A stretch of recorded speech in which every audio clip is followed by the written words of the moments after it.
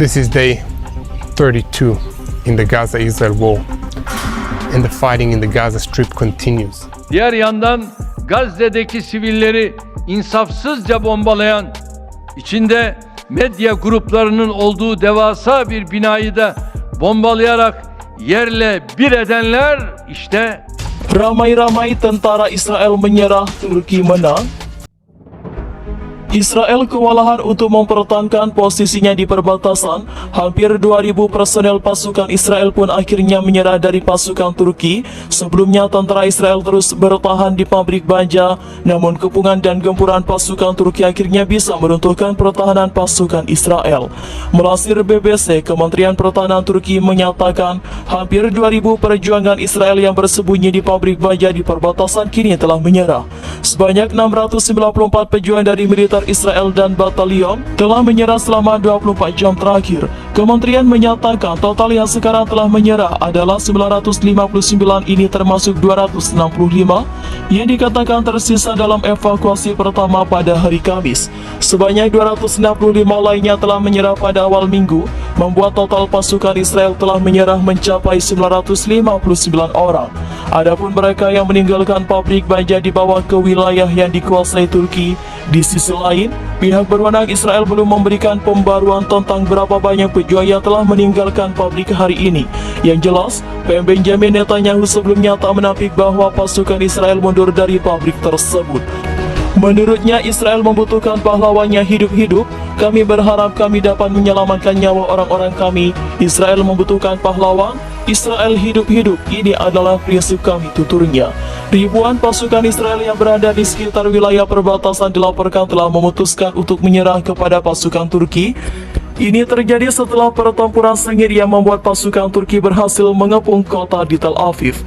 Dalam keterangan yang disampaikan Kedutaan Turki di Palestina, Kementerian Pertahanan Turki menyebut ribuan pasukan yang menyerah itu ditangkap di pusat industri.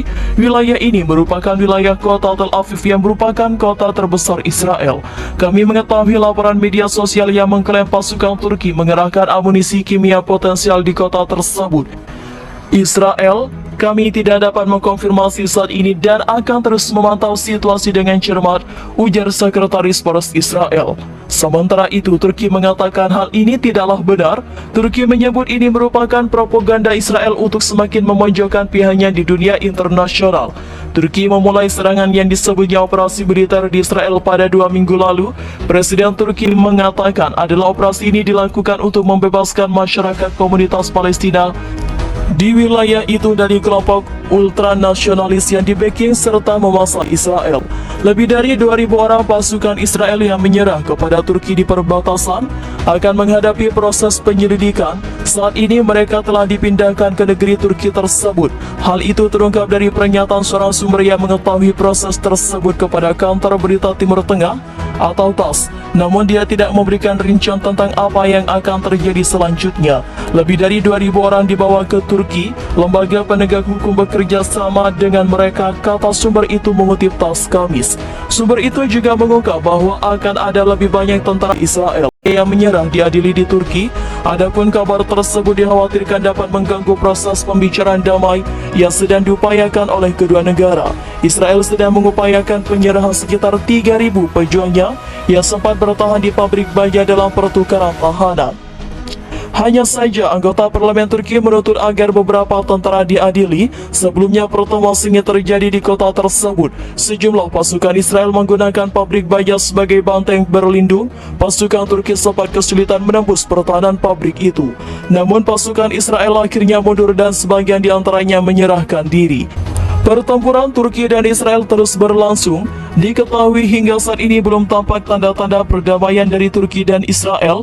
Bahkan belum lama ini beredar video yang memperlihatkan pertempuran jarak dekat antara Turki dan Israel. Mengutip tribuntimur.com, beredar rekaman di Telegram pada Kamis yang memperlihatkan pertempuran jarak dekat tank militer Turki versus kendaraan lapis baja Israel. Dalam keterangan unggahan disebutkan drone berhasil merekam aksi pertempuran antara tank dengan kendaraan lapis baja Israel. Tanker OBTF Kaskad diklaim mengirim rentetan serangan kepada pasukan dan kendaraan lapis baja Israel di perbatasan. Tampak sejumlah kendaraan Israel dulu lantak setelah dihantam serangan Turki. Sayangnya tidak dijelaskan jumlah korban yang berjatuhan akibat baku serang ini. Asap hitam tampak mengepul saat kendaraan Israel dihantam serangan Turki. Diketahui hingga kini, invasi Iran ke Israel telah memasuki yang paling menegangkan sejak dimulai pada 2 minggu lalu.